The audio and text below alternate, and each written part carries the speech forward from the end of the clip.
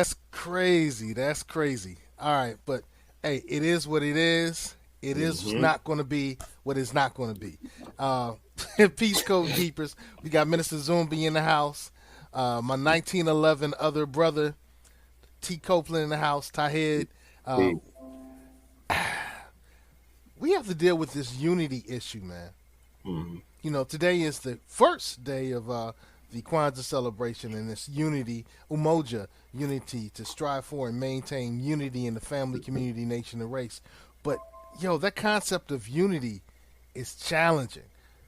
It's real challenging. It has a lot of stuff we got to deal with. So, in this episode, I know I'm doing the intro for you, Minister. In this episode, we're going to deal with unity, y'all, and we're going to deal with some other stuff as well. Like I said, like the Honorable Elijah Muhammad said, do for self or suffer the consequences. How the hell do you make the CIA boy the hero when we know what the history has been between the CIA and Africa? Only when the father makes his transition to the ancestral realm of the Agun does the son truly become a man.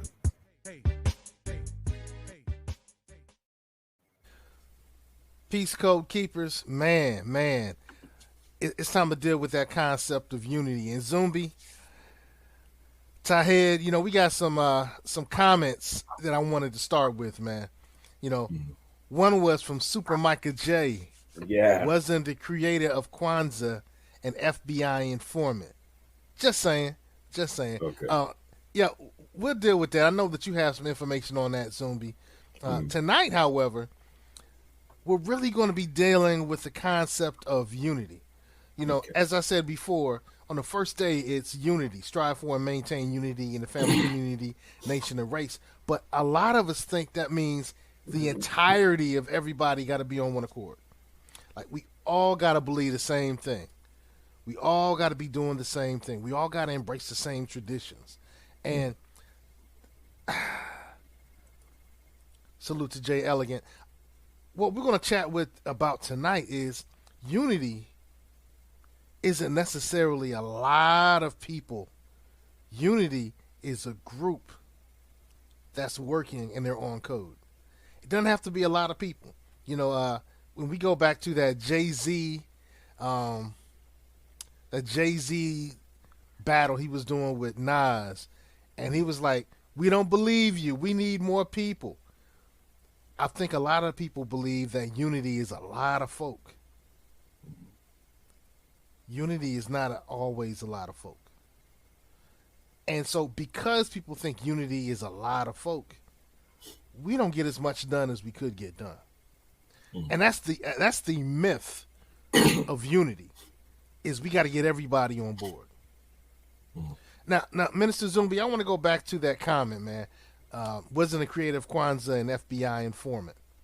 I have my position, but what's your receipt on that? What's your receipt? Well, let me put my Steve Coakley hat on. We do know that Dr. Malana Karenga, at the time known as Ron Karenga, was a known police informant. We do know that. We also know that he participated in the torture of two black women in a basement. We do know that. There has been research and documentation saying that he played a role in the assassination of former Black Panthers Bunchy Carter and John Huggins. There has also been, I guess you would say, contempt from certain people. I know Dr. Clark has spoken of his contempt for Karenga and his disrespect uh, for things comedic. Okay, even though he wrote, I think it was called the Hosea. Okay, Right. so people need to know the background of individuals, before we start, crowning or deifying them, because, and this is the problem with unity. And like I was mentioning before back in the green room, for those of you who will have a chance to go on YouTube, there's an interview that was done on KJLH in LA, done by Carl Nelson, and it's an interview with Karinga and our ancestor brother Steve Coakley. And it was a very interesting exchange that there were some things revealed. One of the things that Coakley said to Karinga is like, look, if we want to talk about unity, then there's certain things that have to be put on the table. Right, right. Okay. So for me, if you didn't atone for what you did in that basement, how could you write the mission statement for the first Man March? Yeah, this conversation between Steve Coakley and Dr. Karinga is interesting. The rich black people or whatever, we need somebody that could bridge all of us together. We're not even talking about religion. We're just saying bridge us together, make something, a commonality between us. You see what I'm saying? Yeah, I see exactly what you're saying, Brother Coakley. So that's the conversation that Minister Zumbi was chatting about. You can look that up on YouTube, Coakley and Karinga on KJLH. Mm-hmm. And that's when people found out that Dr. Karinga was a informant. That's when people found out about some of the challenges he had and the stuff he did with those women in the basement back in the day. It popped out on this one. Oh, I'm hearing echoes.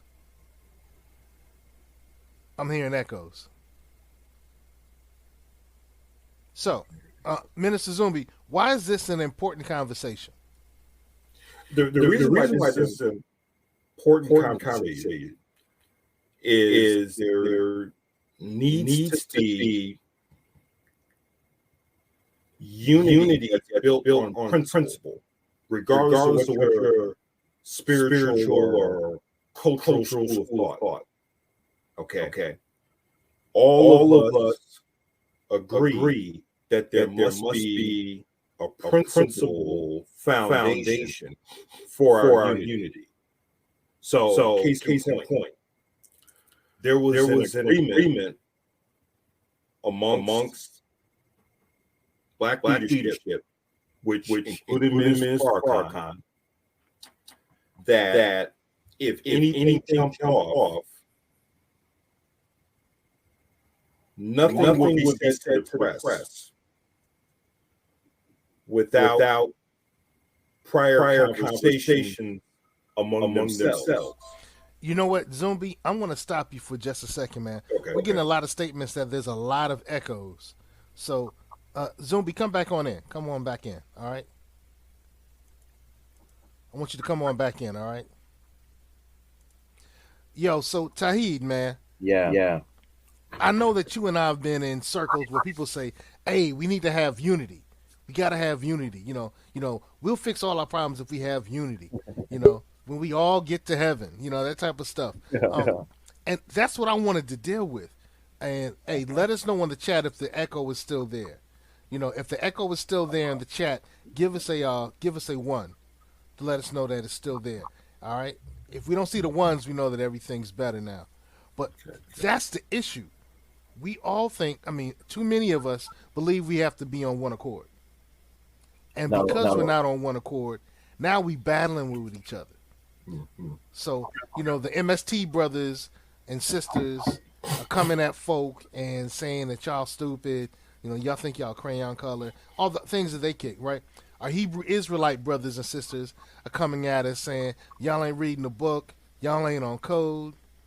Our Christian brothers and sisters are saying that, you totally out of the kingdom. You're not working in the kingdom. What you're doing is of the devil. Our Islamic brothers and sisters, are just saying that you're not following the book. You're doing things the wrong way. And those of us who are conscious raising will always battling against somebody. We're always battling against somebody. And so when we talk about unity, I believe, and I use the Nguzi Saiba principle as unity to strive for and maintain unity in the family, community, nation, race. We start off with our families. Right, right. All right. Then we might go to the outside to the community, the conscious community.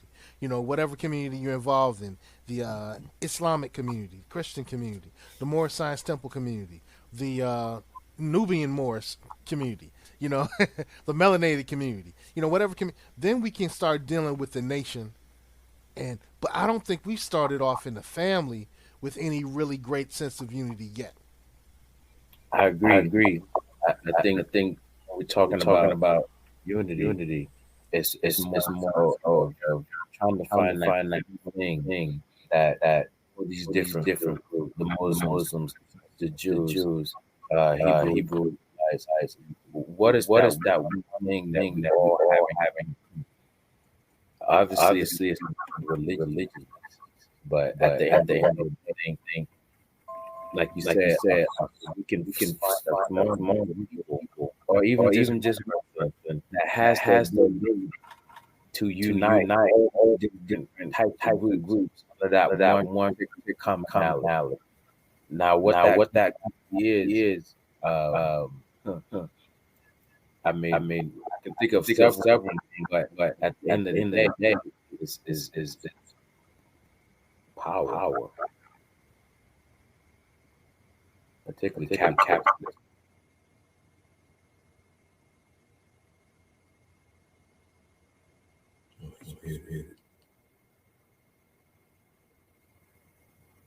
Do you still hear the echo?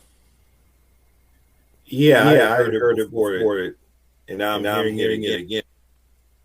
You're hearing it again. Mm-hmm. It might be me. All right, brother. Well, I'll let you continue, and I'm going to try to get myself fixed then.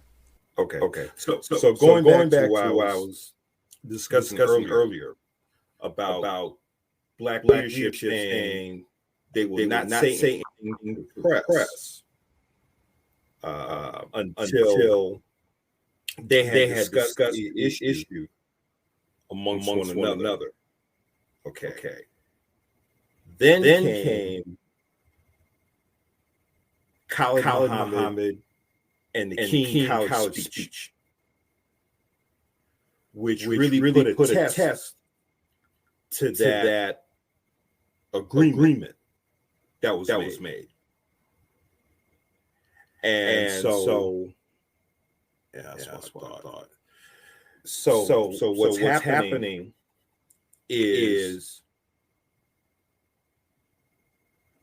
if we're still talking about unity, I think one of the first questions we must ask: do we all have the same end game? Because if you don't have the same end game, can you truly have unity? On top of a lack of a principle foundation that is universal, that cuts across all ideologies and schools of thought. You know what, brother? I'm still hearing the echo. It must be, I don't know what it is. I don't know what it is. So let's do this. We're all going to get off and come right back on. Okay. We're all going to get off and come right back on. All right, so click off and come right back on. All right. He has a window open.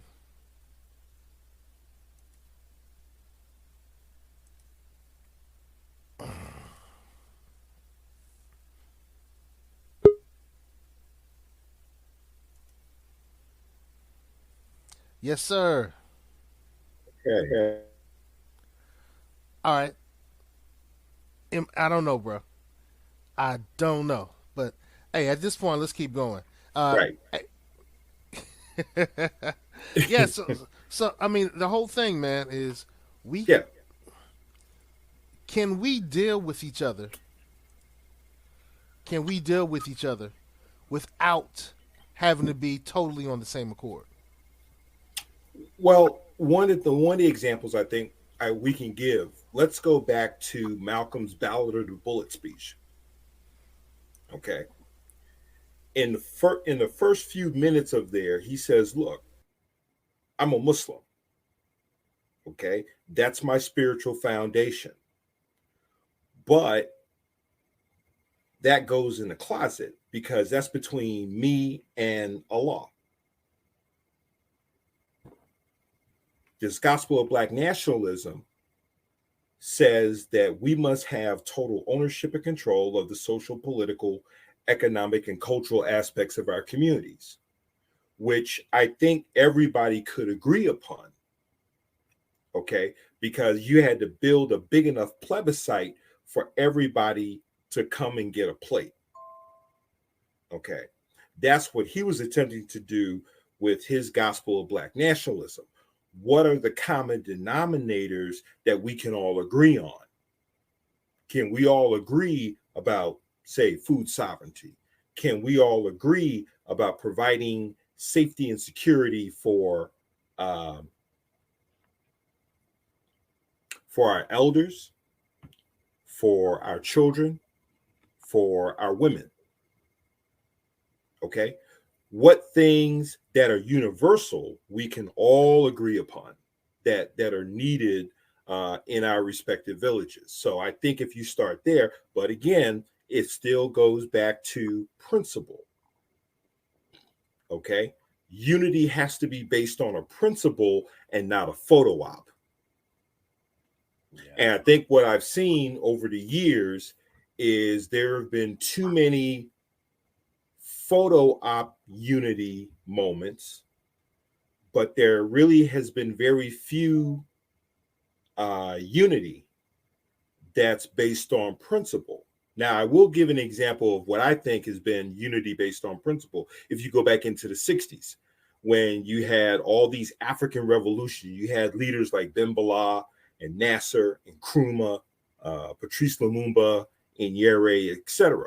And there was kind of a pact that they made. They said, look, if anything happens to us, we take care of the other's family. That came to the test with the assassination of Patrice Lumumba. So his wife and children got smuggled out of the Congo because Mobutu had just taken over, got smuggled up to Egypt. And Gamal Nasser, what he did was he married Lumumba's widow in name only. In name only. But just so that they can have the safety and security of being able for the widow to raise their children without the fear of a potential assassination.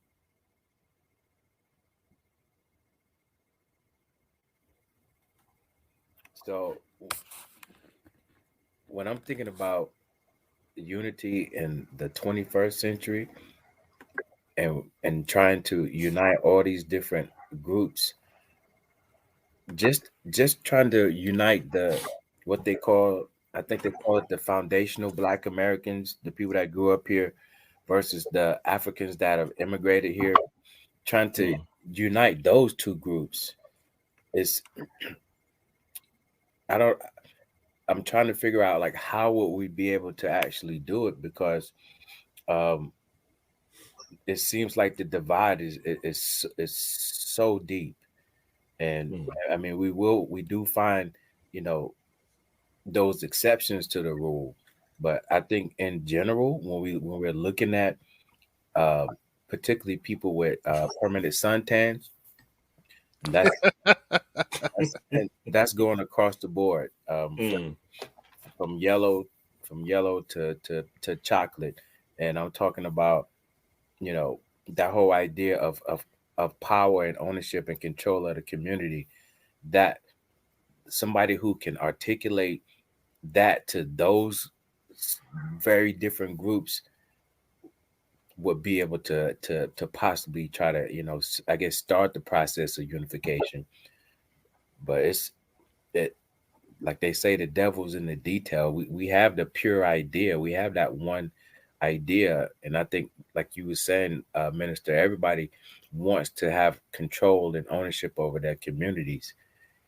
Mhm. But the question is, once we start getting into that process, it's it's like the ego of these groups, or these the personalities of these groups always seems to overrule that pure idea. And the next thing you know, we have chaos again. You know And that's kind of interesting, bro. I don't think that we need to come at it from a leadership messianic, approach where we need to have somebody to come and pull these groups together and unify them. Mhm. I say let the NOI do the best job that the NOI can do in Mhm. cleaning up our communities.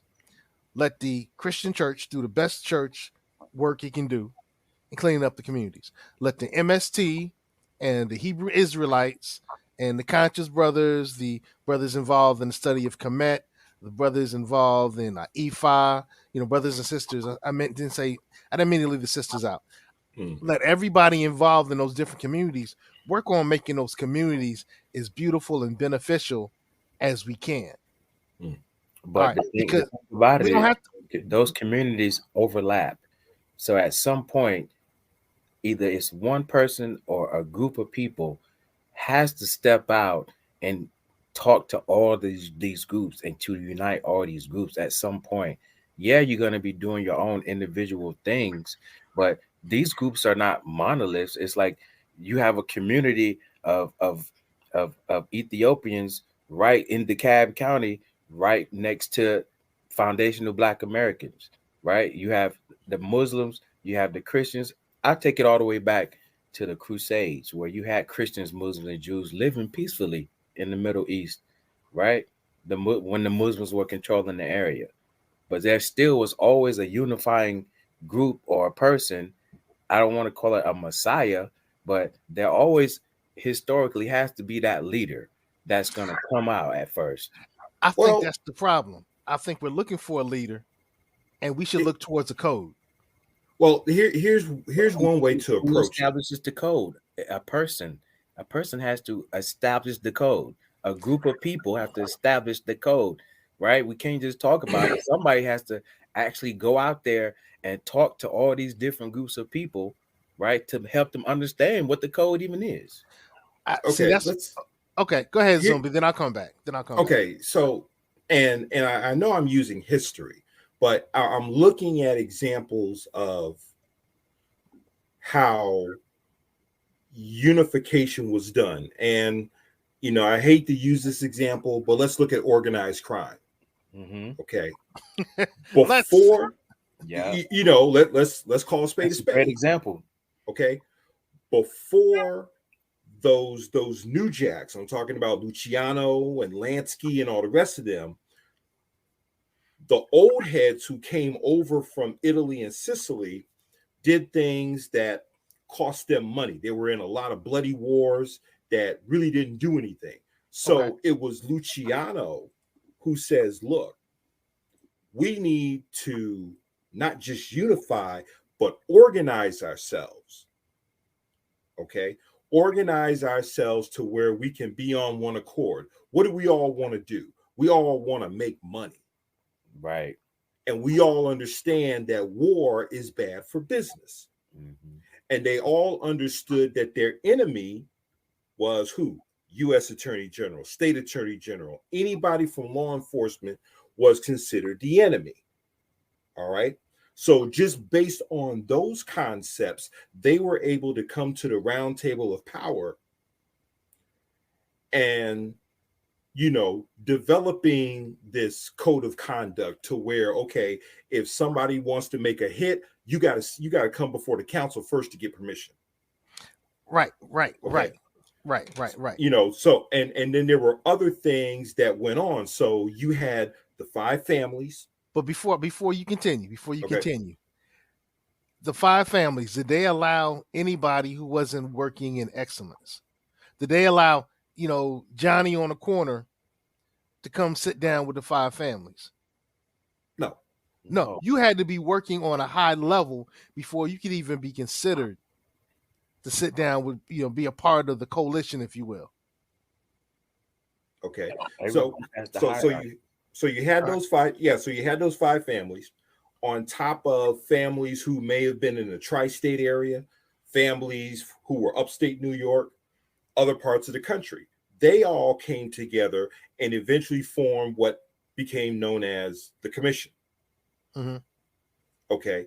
So they pooled themselves together, pooled their resources together, and when they organized themselves, they were able to minimize bloodshed.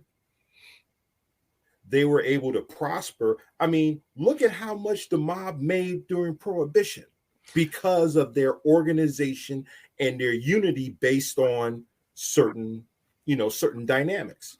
But I also want to interject this point again. You had to be operating at the top of your game, right?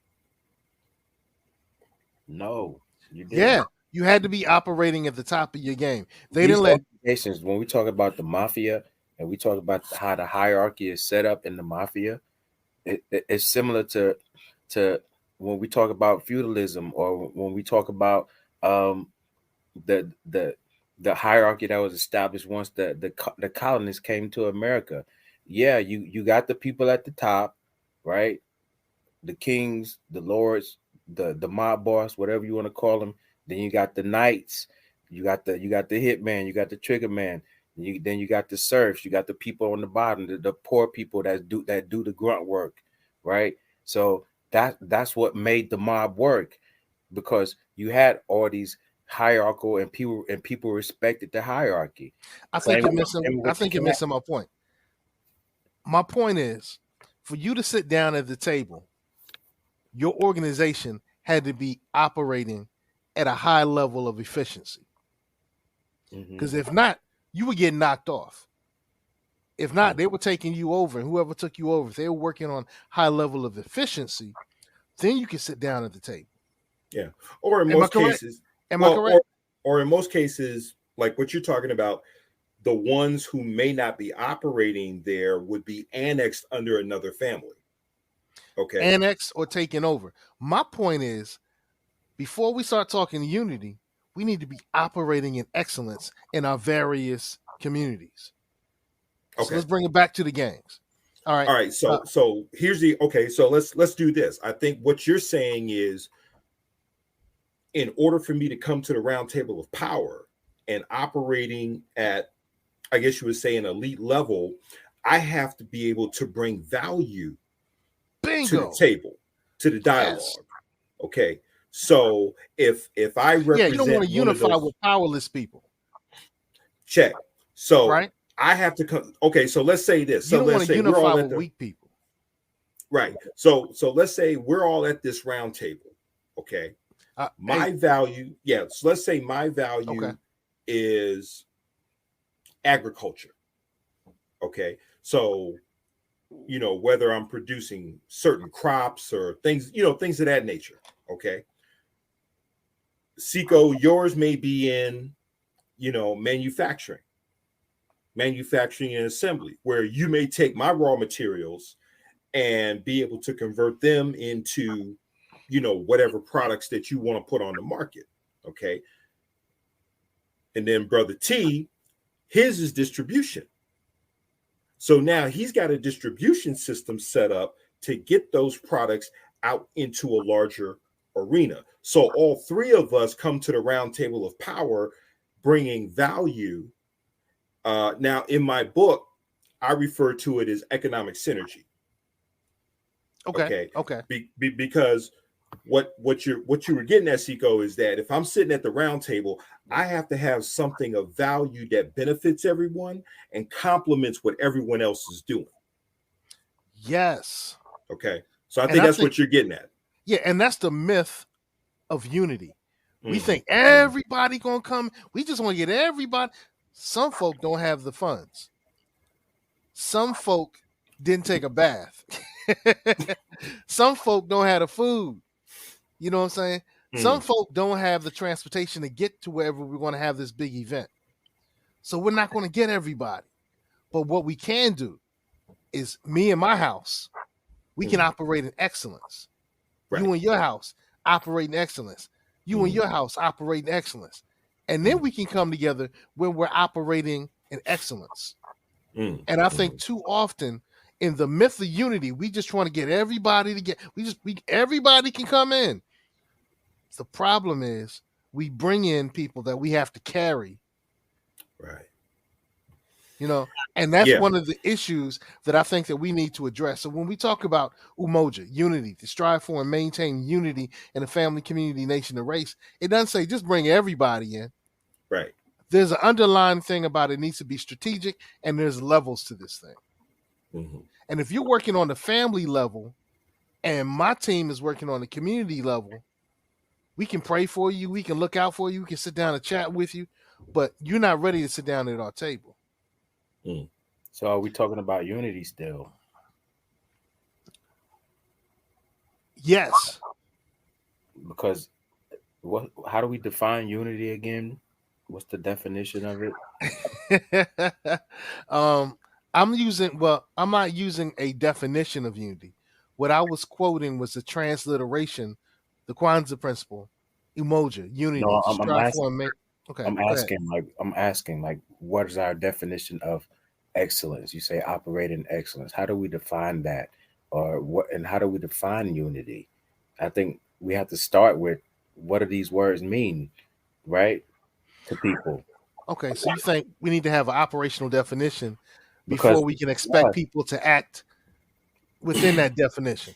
because when I think of the general definition of unity, right, we're bringing in because what you were saying, okay, you can't come to the table until you're operating at the excellent at that level. Mm. What is that level, or what's the definition of that operating in excellence? Because you're gonna have again when you start adding politics to this stuff and bureaucracy, you're gonna start having people who say, "Hey, I'm already here. Why can't I get at the table?" Like, what are there going to be the requirements? So it's like that gets complicated once we actually start talking about unifying all these different diverse groups. And if we actually going off the definition of unity, meaning unifying, all these different groups of people, somebody's going to get left out, right? If we're talking about only letting people come to the table that are operating at excellence, that I see your point. I see your point, but I'm not going to move away from what I'm saying because I do think that operating in excellence, however, like for instance, I'm not a part of the Moorish Science Temple. mm, I think that the prophet has defined what's operating in excellence for the MSTs, mm, right? I would say that um, if you're looking at the Baptist convention, the Baptists have defined what's operating in excellence. Mm. Now, for those of us who are involved in conscious thought, we may not have defined as well what operating in excellence is, but we could. Mm. All right, there's nothing stopping us from doing that. If you're a follower of the indigenous movement and you identify as being indigenous, right? So Mm. then Dane Calloway and Tasha X, they can all pull together and come up with a really great definition of operating in excellence, and that might be getting some of your land back. Mm. That might be getting I would hope that would getting be part of it. Yeah. yeah. So I'm saying that if groups are operating and they're at their height, then we can really kind of come together to do some things. We might come together and hang out, like the cookout. We might have everybody at the cookout, but some people brought food and some people didn't. Mm-hmm. Some Mm. people bring food and you like, nah, Auntie Cheryl made that food. Ain't nobody eating that food except for Auntie Cheryl's family, right? Mm-hmm. Mm. Because Auntie Cheryl got some stuff crawling around in the house, right? My point is, we can come together and have fun, but if we're coming together to do some strategic moves that are going to put us in a powerful position later on, if we're focused on empowerment, then I would say MST brothers and sisters, work on excellence. Conscious brothers and sisters, work on excellence. Christian brothers work on excellence. So when we come together, we can all bring something to the table with value, the same way Minister Zumbi was talking about. And I think too often we feel that everybody should just come along anytime. Mm-hmm. No, Yeah. I mean, I wouldn't definitely say everybody come at any time, but what, when I look at, you know, historically how groups have come together, eventually a hierarchy is formed, right? There always is going to be some leaders, there's going to be some followers, right? So when I talk about, or when I think about uniting, there always has to be one group or one person that still has to come to the ability to say, hey, this is the plan, right? There has to be that group. There has to be that person. It's always been that person or that group that says, hey, this is the plan. As diverse as we all are, we still can do this thing if we do this, this, this, this, and this.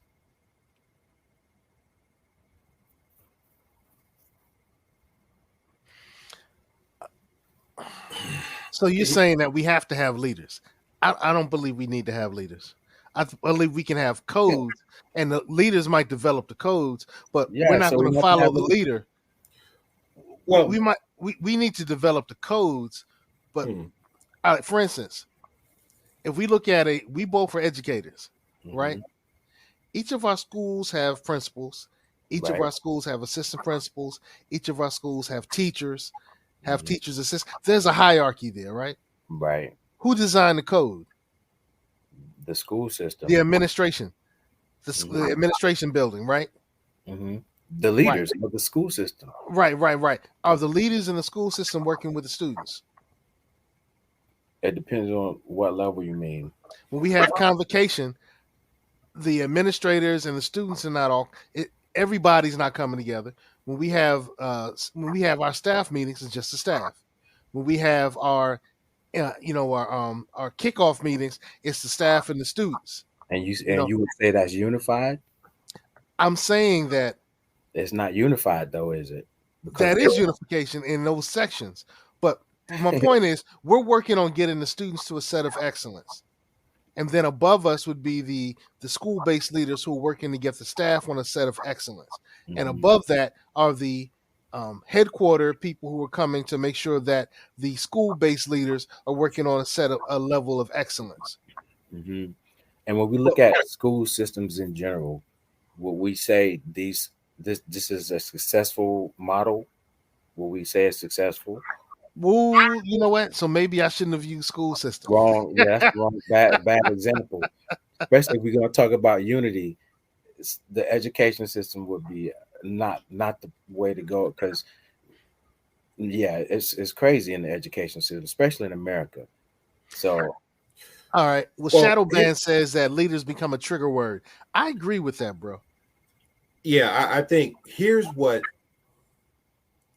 here. Okay, I'm gonna go back into history again. Okay, when Fidel Castro was about ready to step down, all right, he had been in power for what 50 some odd years. mm, The leadership model went from an individual, El Presidente, to where it became, I guess you would say, a council. aristocracy, yeah. Okay. Hmm. So, and there was a similar thing going on in the Nation of Islam, Hmm. where it's no longer built because that whole messianic leadership model has been rendered ineffective. You know, the old adage of cut off the head and the snake dies. So what you have to do, and this is the one thing that I think I've been telling folks who want to create organizations, don't make them built around people, make them built around systems. So when they're built around systems, no matter what happens to the leader, you've got a system in place to where you know what to do. Like if you've ever watched the movie The Spook Who Sat by the Door, you'll see Dan Freeman when he comes back and deals with his street gang, the Cobras, he's giving them instructions about what happens if number one goes down. 2, 3, and 4 move up 2 grades. So there's a system in place. So there's organization in place. Okay. So I think part of our issue historically has been we have relied on a messianic leadership model. And we've seen what happens when you cut the head off. When Garvey got deported, what happened to the UNIA? Okay. When King got knocked off, what happened to SCLC? Malcolm gets knocked off. What happens to the OAAU? Okay. So it has to be built around systems and a set of principles by which everybody can agree. Okay. So I think that's another thing is don't build your organizations around people or individuals. They have to be built around systems and principles. That's what they have to be built around. Yo, I wanted to shout out some of the viewers, man. We have some dope viewers, man. Procedural protocol, stop, drop, and roll. You know what? When you were talking about what happened in Chicago, it really didn't happen in Chicago. It was a movie. But in the movie, The Spook That Sat Behind the Door, there was some procedural protocols that the brother talked about. Elijah Muhammad did a good job, I guess, by preparing, Minister Malcolm and Minister Farrakhan to take over. And the NOI has done a pretty good job of that as well. Ooh. Yo, Shadow Band is saying some dope stuff tonight. Unalive the head, the body's dead. Interesting. All of our leaders were given to us. Now, that's an interesting point. That's a side point. So we may have to talk about that on a different show. Were all of our leaders given to us? By who? But most people say the white power structure. Most of would say that the FBI created Martin Luther King. They would say the FBI created, the intelligentsia and the white power circuit developed Minister Malcolm. And they developed those leaders so they could kill those leaders in front of us the same way that the slave masters beat and killed certain slaves in front of everybody else to get them in line. So I've heard that talk before, Napa. I've heard that before. I'm not saying you're right or wrong. I've heard it before. So that's something we're going to have to chat about. But tonight we're talking about unity. What were you going to say, Minister? And I go back to the top of the show when I talked about how whatever unity, the unity has to be based, it has to be principally based. And not only principally based, but a set of principles that will guide us to the end game. And I think in the case of African people, there's one or two end games: liberation or better treatment on the plantation. So when you talk about unity, okay, not everybody has the same end game. And I think that's something that we seem to stumble upon is what is the end game? Okay, like for example, everybody talks about reparations, but everybody who's into reparations ain't necessarily into liberation.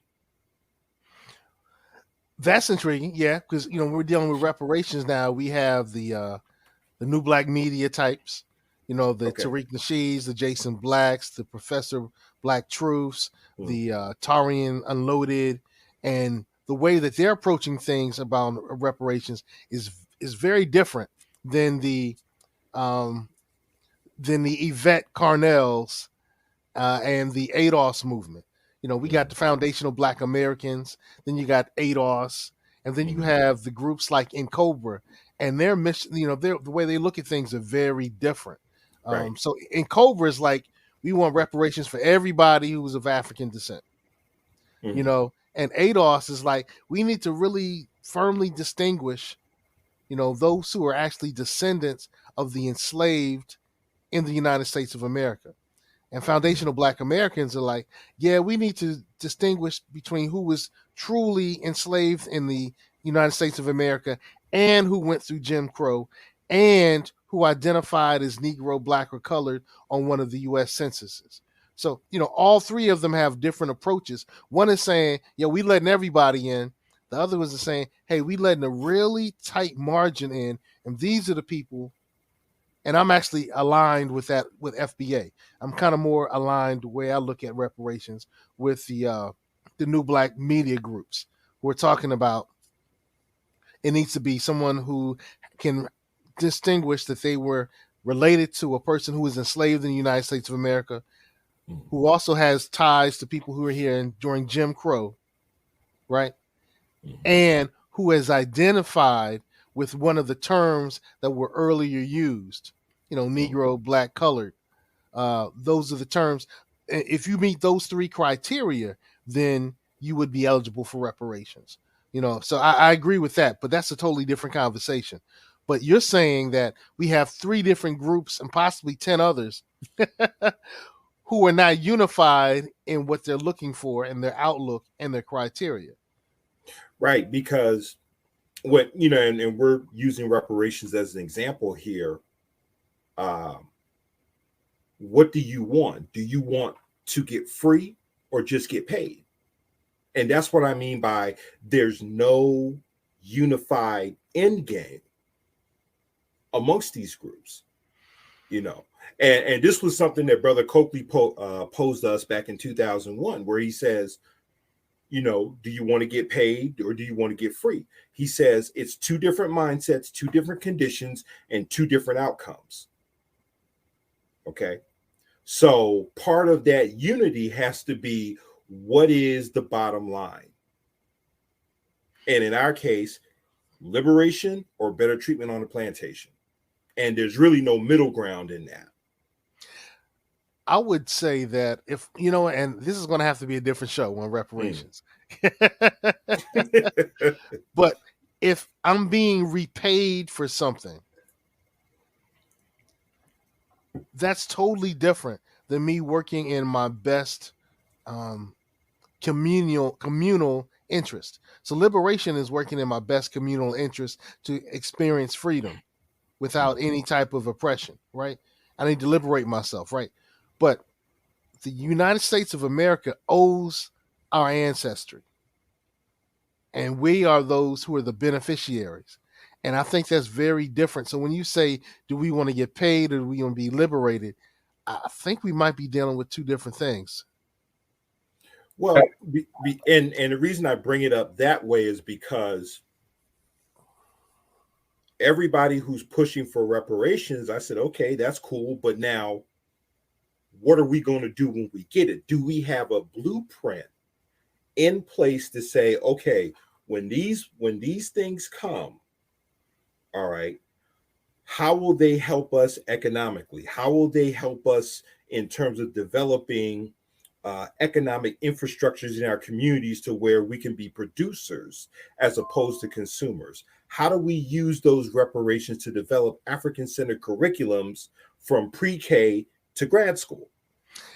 Bro, if I owe you some money, I don't need to have a perfect plan how I'm going to use that resource. Once you pay me back, you owe me some money. But I'm talking about internally for us. Okay. So, no, but Yeah. see, that's some of the junk that people are saying. Well, if we got reparations, we just going to spend it at the Mercedes-Benz dealer. If somebody owes you, it doesn't matter if you're conscious or not, you owe them. Now, I think that we should work on awakening the understanding, the financial experience, and the wherewithal. So once we have that windfall, we can follow your 10-point plan as outlined in your, you know, your diatribe, the gospel of Afro-nomics theology. Mm-hmm. I'm not against that, but I'm saying if you owe me money, you owe me money. Mm-hmm. And I always ask the question, the reparations is really on more than one level, because I think we focus on the external reparations, but are we working on internal reparations? Because there are certain things that no amount of money can do to repair us. There are things that we can do amongst ourselves to repair ourselves. So are we doing internal reparations while you're fighting for external reparations? I would say yes. I would definitely say yeah. And you know what, Tahid, I know you had something you wanted to pop in and say, but Hmm. it's like this. If somebody beats you over the head and steals your money, right? There's some things that they have to do restitution. You know, they got to make sure they stop beating you over the head. They got to stop beating you over the head. And then they need to repay you for your damages and for your pain and suffering. All right. You, as a person who got hit over the head, also has to do some healing, may need to go to therapy, also needs to do some things so you can protect yourself better, whether that's self defense or weaponry or both or security guards. You know, so there's always going to be work that we have to do and work that the former oppressor has to do. Mm. And I think that there are institutions that are focusing on both. Tahid, what were you going to say, bro? I was just when he was when minister was talking about do you want liberation or do you want to get paid? And my answer would be I want both, right? So, but the unification part component comes in. Let's say tomorrow, all of a sudden, the government announces, hey, we're going to pay reparations to all foundational Black Americans who can prove their genealogy, starting in America, right? That would be a tremendous motivating factor, especially if they said, hey, but before we give you this money, you guys got to come together and come up with a 10-point plan or exactly how are you going to use the money, right? Or not how you're going to use the money, or or how can we leverage this money in order to buy land and like the minister was saying, become producers as opposed to consumers. Like the motivation, I think, for all these groups to unify would be there if that was the case, because we always talk about the bottom line, and the bottom line is that it comes down to basically what kind of economic situation you're going to be in, improving the economic situation, and that the whole reparations idea, if that could be something that somehow we're able to pull off, and they say, okay, we're going to give you guys reparations, I think that would definitely be a huge motivating factor to get all these different groups to try to unify. All right, so you're saying that we need to have some reasons to unify. There always has to be reasons to unify, otherwise we're going to I mean, look at how we are now. Like, what reason do we have now to actually unify? I think we have a host of reasons to unify. Um, I think we have a whole host of reasons to unify, and we can unify to make sure our neighborhoods are cleaner. I'm talking about something that people are gonna en masse gonna care about. Give What? me See, those. that's the thing. Those we talking about real unification, things that's gonna really unify these groups en masse. It's not gonna be cleaning up the community. I mean, see, It's gonna be it money. might be for some. Removing crime from the community might be another thing that we could all rally around.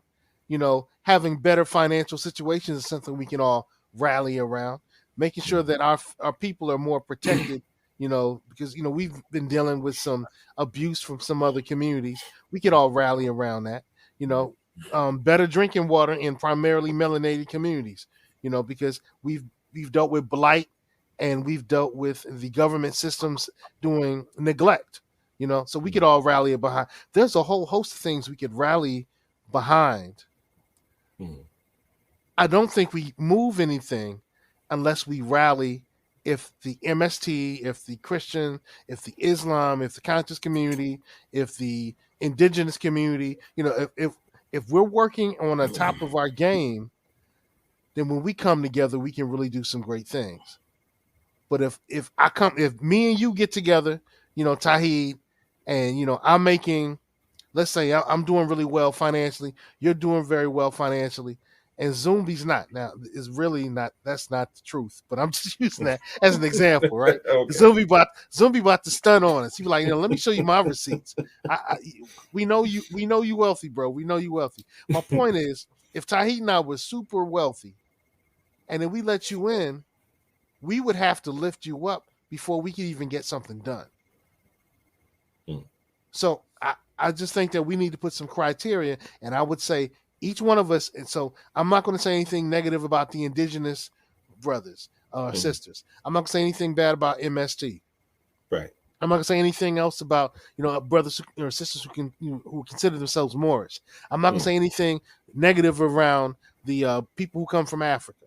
I'm not going to say anything negative around the people who came from Trinidad and Tobago. I'm not going to say anything negative against our brothers and sisters who come from DR, from PR, from Cuba, from Santo Domingo, from Colombia. Name a place. I'm not going to say anything negative about them. I'm just going to make sure that me and mine work at our top level, and then when I see that, hey, they working at top level too, now we can hook up. That's my position, but I know Tahid, you say I'm wrong. Well, again, I want to go back to the definition of what unity is. Like the example you gave, say me and you, we're wealthy, right? Minister is not so wealthy. Are we going to say we can't unify with him, being that we know he has skills and so many other attributes to bring to the table, even though he's not doing well financially? We saying we can't unify with him? No, of course we're going to bring minister in, right, and lift him up. Wow.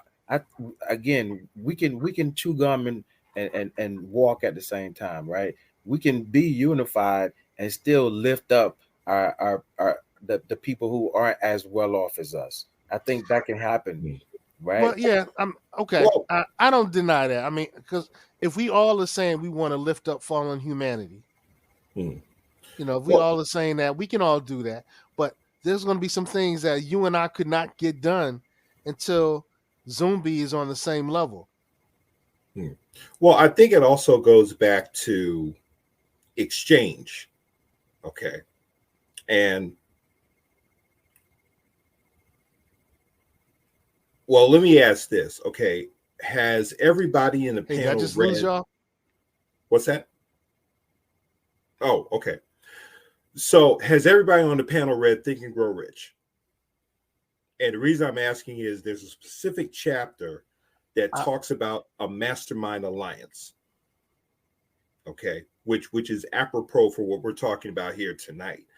And in this mastermind alliance, everybody who's at the round table has something of value, whether it's capital, whether it's a knowledge base in a specific field.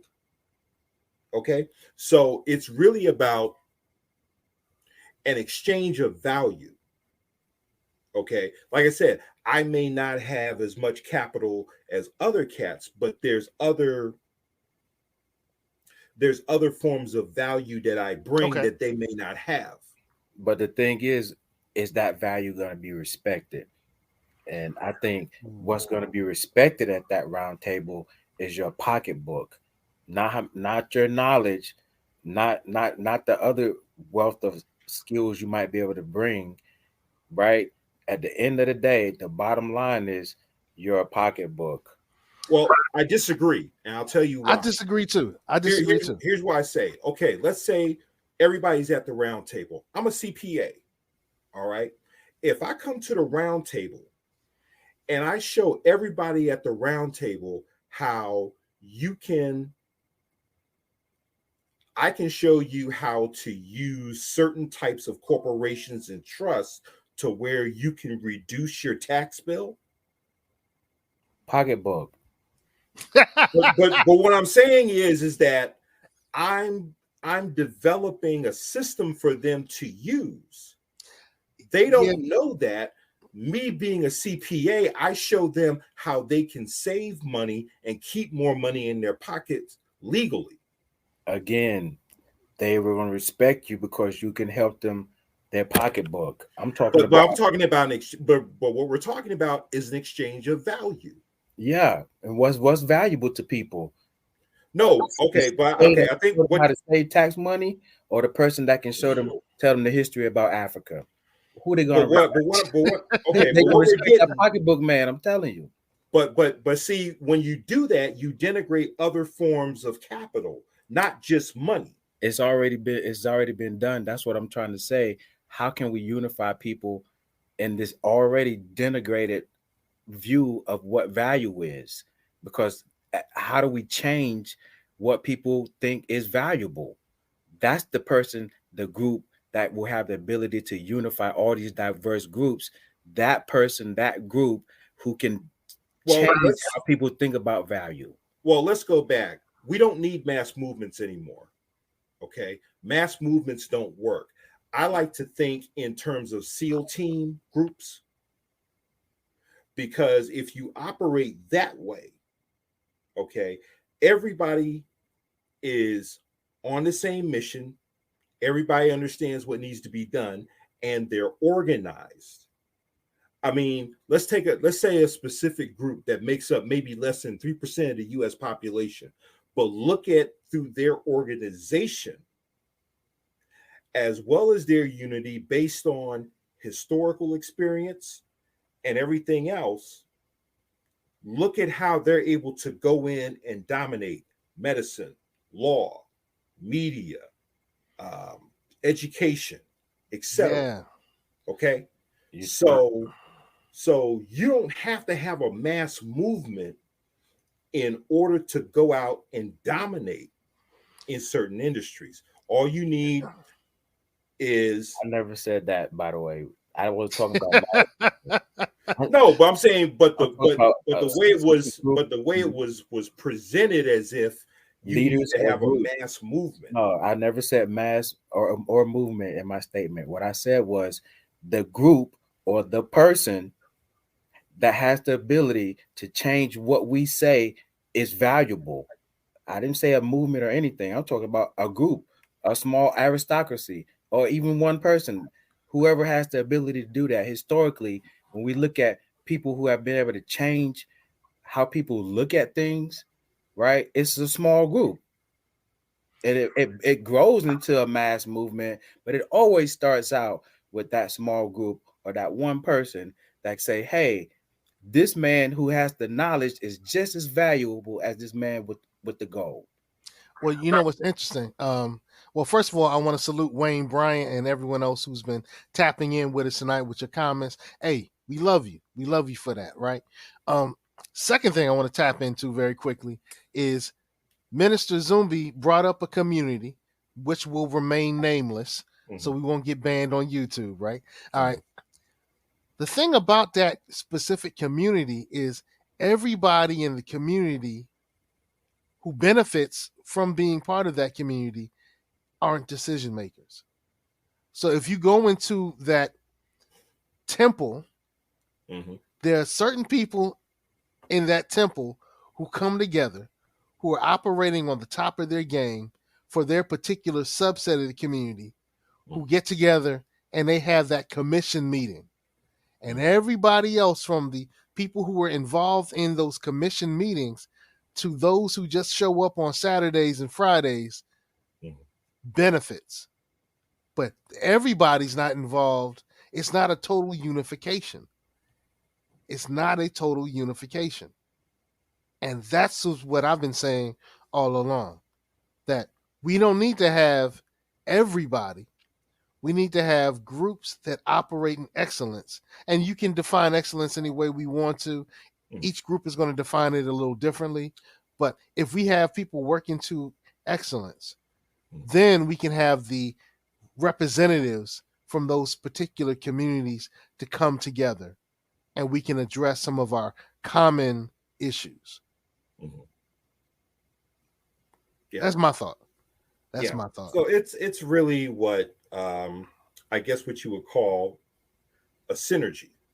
okay, where part of this unity, for lack of a better term, how does each individual complement other individuals within there?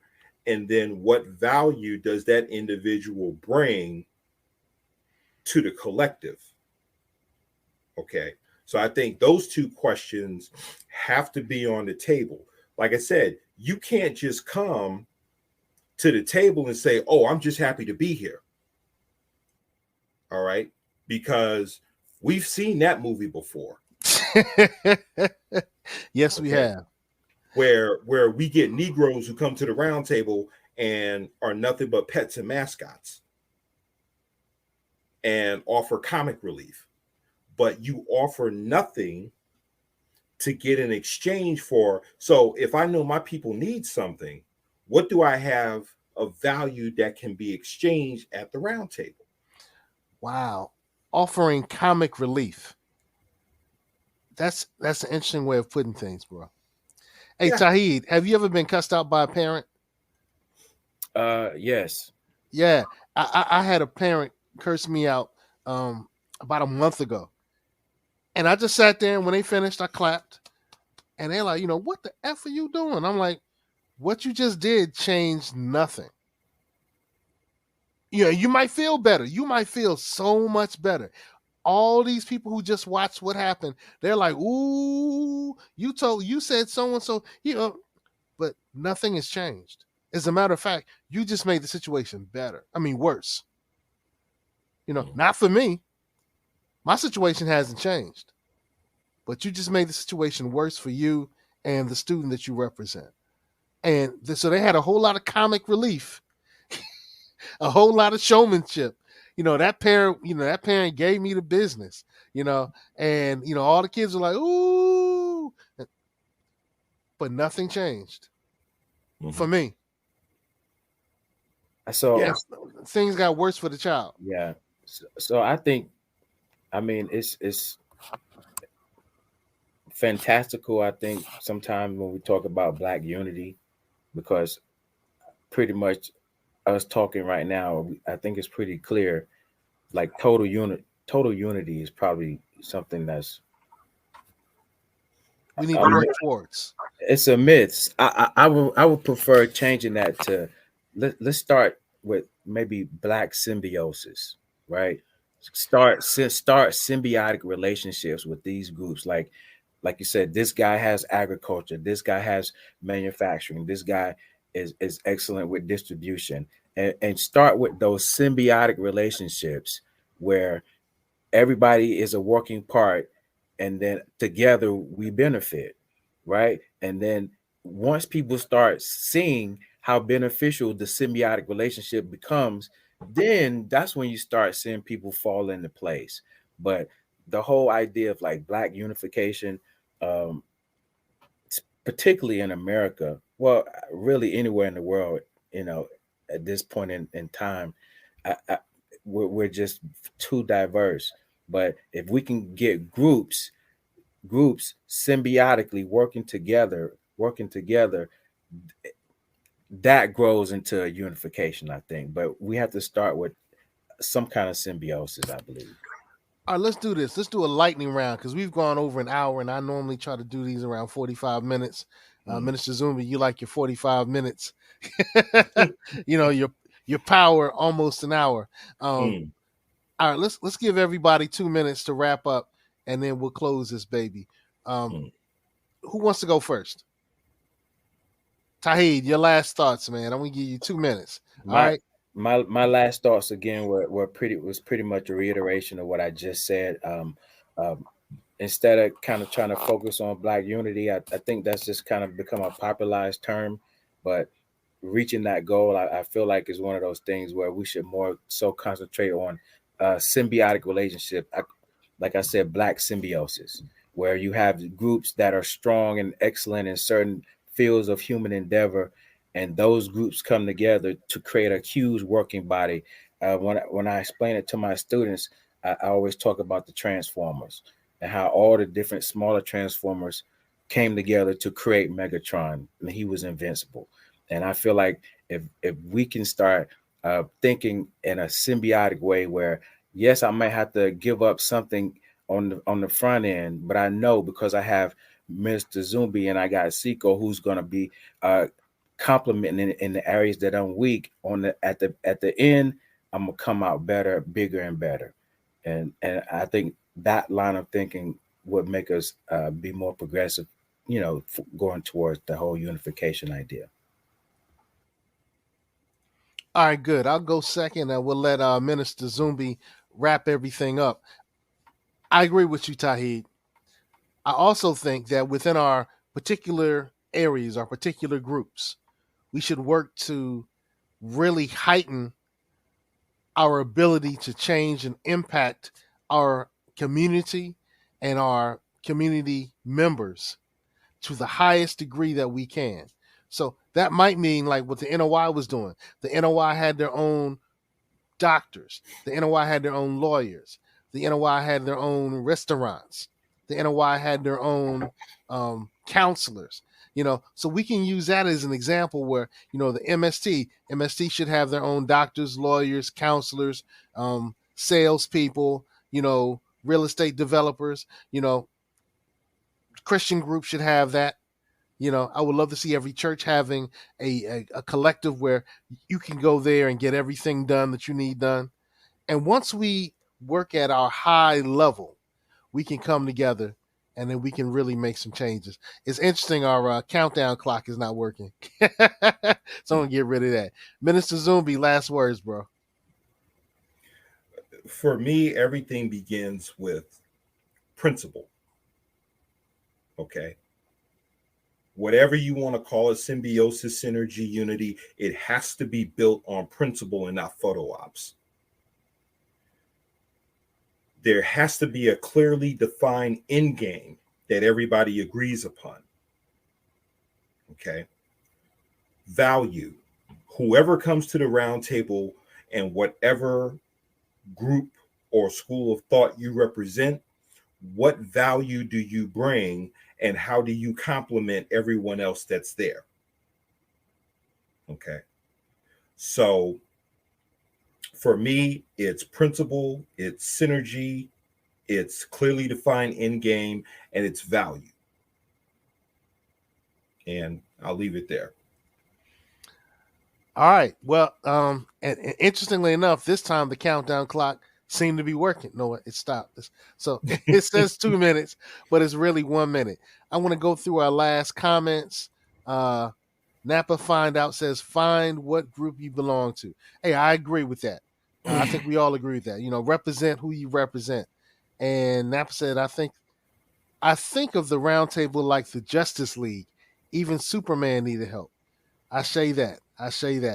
Wayne Bryant says, with every group and people is subject to error, science, and new opportunity should be how we direct our purpose. We thank you and really thankful for everybody who tapped in with their thoughts tonight. This show, we were just having a conversation around the myths of unity, the unity myths. It was kind of led by tonight is the first night of Kwanzaa, which is Umoja, unity, to strive for and maintain unity in the family, community, nation, and race. But we wanted to dig a lot deeper than just simplistic unity. And I think we've walked away with some ideas that, everybody's going to be like, hey, Tahid was on it. And the other people are going to be like, yo, Seiko was on it. Or others are going to be like, yo, Zumbi was on it. That's cool. I think that's cool. I think that's growth. And our last comment for the night, not fake reparations when they should be paying taxes since proof of genealogy. All right, ZV. I love your comment. I'm not sure what to do with it tonight. We did talk about reparations, so that's probably what ZV's talking about. Maybe we should do that in a forthcoming conversation. Deal with reparations. Okay. All right. Well, with that being said, you know what I want to say? Drink your water. Hey.